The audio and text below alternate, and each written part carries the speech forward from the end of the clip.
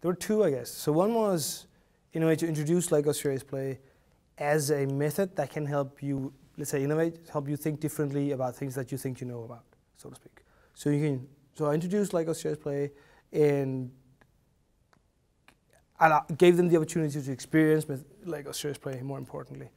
And then it was more specifically also about giving the participants the opportunity to experience how Lego Serious Play can be used to experiment with the business model, or the business model canvas, as outlined by Osterwalder. I'm going to ask you to build a tower. A tower. Now you guys are allegedly smart, so I'm going to give you some more rules.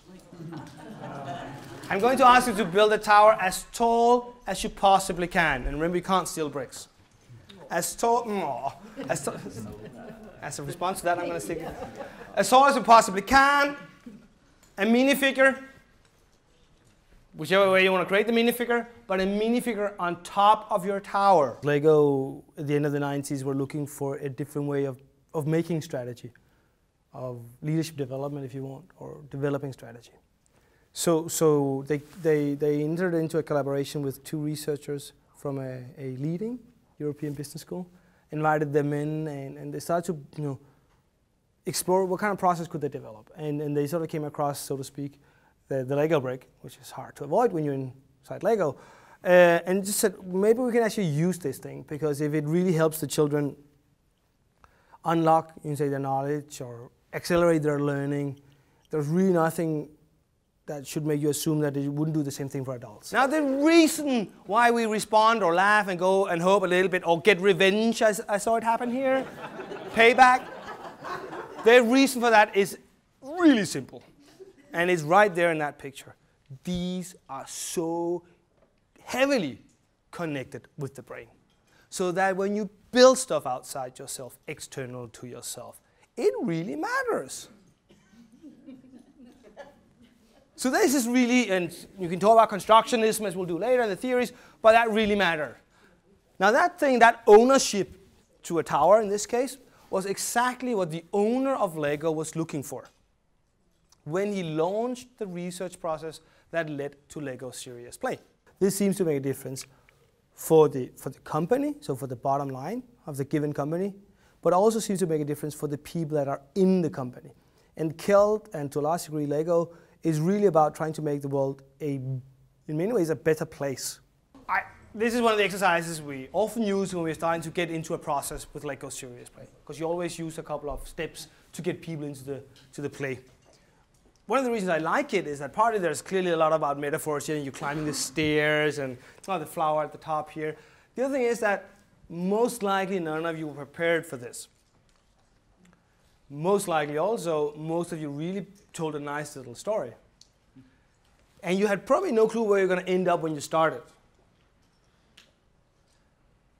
That kind of mirrors really how our brains work, because what we know about marriage or paranoia, politics, the media is not stored in one nice little box in our brains, but in many different places. So we need to activate that and pull it together to a reasonably coherent story. We can actually use the physical model to that. That's why as we go through it, typically the story emerges, even when the topic has been imposed on us. To overcome the notion that this is about Lego bricks and dive into it.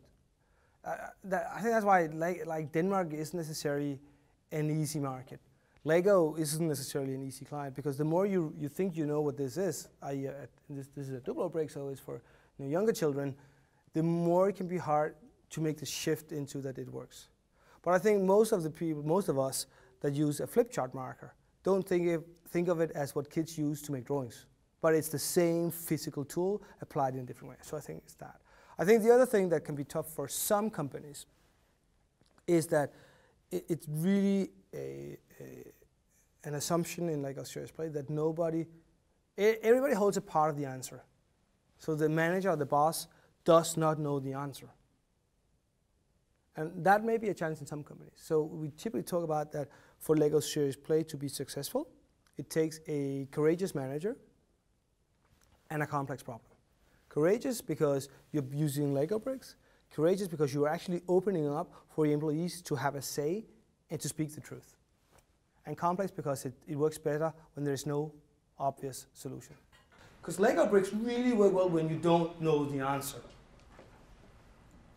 When the answer is kind of screaming in your face and you kind of just need to design it, then you can do, in my mind, you can use many other methods. But this is good when you feel like, oh, I don't know that, but it would be nice to know it. Then this, because of the connection with the brain, works really well, in my mind, in my experience. So we deliberately said, some of this stuff you're going to go home and design as a consequence of what we have built.